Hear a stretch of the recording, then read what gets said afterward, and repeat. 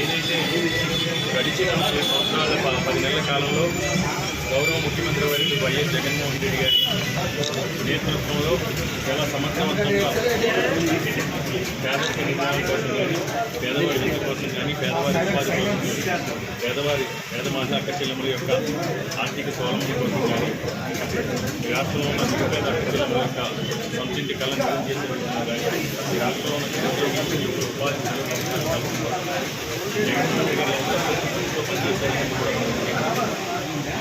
ముఖ్యంగా పేదరిక నిర్మూలన జరగాలంటే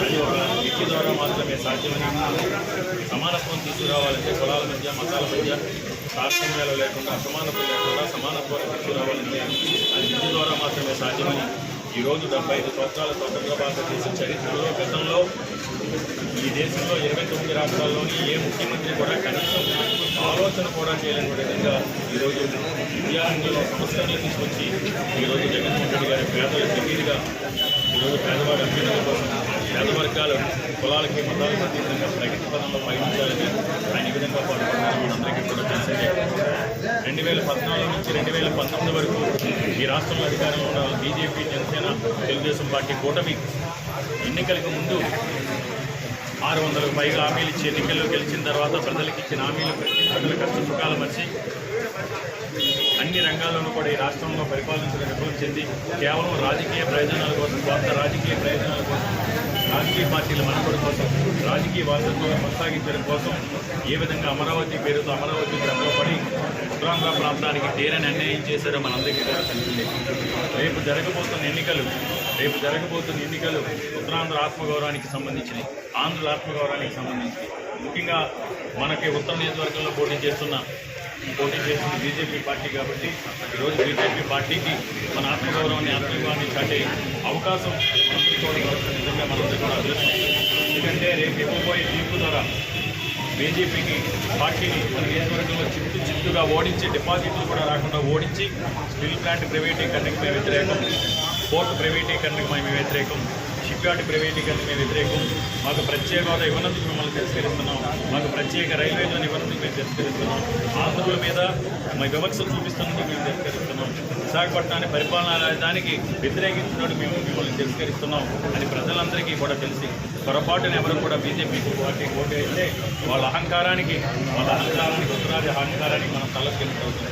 కాబట్టి ప్రజలందరిలో కూడా మనం విస్తృతంగా బీజేపీ పార్టీ చేస్తున్న ప్రైవేటీకరణకు సంబంధించి మన ప్రజల్లోకి తీసుకెళ్లి మనకు మంచి మెసేజ్ ఇచ్చే విధంగా బీజేపీ అధినాయకత్వానికి ఢిల్లీ వరకు కూడా విశాఖపట్నంలో ప్రజలందరూ కూడా మనం తిరస్కరించారు. వాళ్ళు ఆకాంక్షలకి ఆలోచనలకి వారికి వ్యతిరేకంగా మనం పనిచేయకూడదనే విధంగా మనం తీసుకునే విధంగా అందరూ కూడా కలిసిమెలిసి, ఎందుకంటే ఇది మన ఆత్మగౌరవానికి సంబంధించి. ఎందుకంటే ఈరోజు స్టీల్ ప్లాంట్ పొరపాటున బీజేపీ పార్టీ కనుక ఓటేస్తే స్టీల్ ప్లాంట్ ప్రైవేటీకరణకి మనకు వాళ్ళకి లైసెన్స్ ఇచ్చినట్టే. పొరపాటున మన బీజేపీ పార్టీ కనుక ఓటేస్తే ఓటు ప్రైవేటీకరణకు మన ఆమోదం తెలిపినట్టే. పొరపాటున బీజేపీ పార్టీ కనుక ఓటేస్తే మన షిప్ యార్డ్ ప్రైవేటీకరణకు మన ఆమోదం తెలిపినట్టే.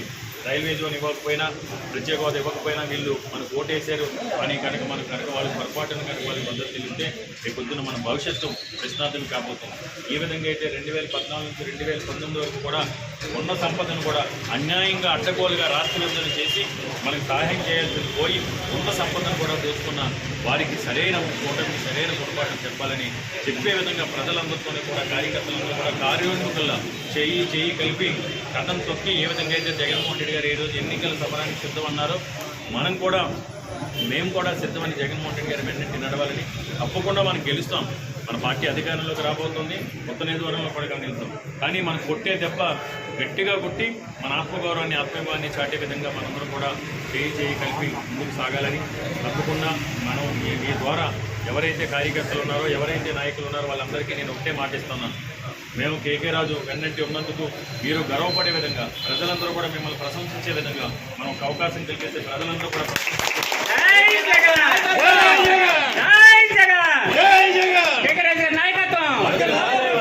వేసిన ప్రతి ఓటుకి కూడా ప్రతి ఓటరు కూడా సంతృప్తి పడేలా, ఆత్మసంతృప్తి పడేలా మీరు తప్పకుండా సేవా నిరతతో ఏ విధంగా ఇప్పుడు అందుబాటులో ఉన్నామో దానికి రెట్టించిన ఉత్సాహంతో పూర్తిగా నేను సేవాభావంతో ఈ నియోజకవర్గ అభివృద్ధికి కానీ ఈ నియోజకవర్గంలో ఉన్న కార్యకర్తల సంక్షేమం కోసం కానీ ప్రజా సంక్షేమం కోసం కానీ పాటుపడతానని ఈరోజు ఈ కార్యాలయ నాకు చాలా సంతోషంగా ఉంది. ఎందుకంటే ప్రతి ఒక్కరు కూడా తెలుగుదేశం అని కూడా నేను విన్నాను. తెలుగుదేశం కూడా ఏమంటున్నారంటే ఆయనకి మేము వ్యక్తిగతంగా ఓటేస్తాం, 100% తీసుకురావడం మొదటి లేదు. ఎందుకంటే ఆయన కష్టాలు చూసాం.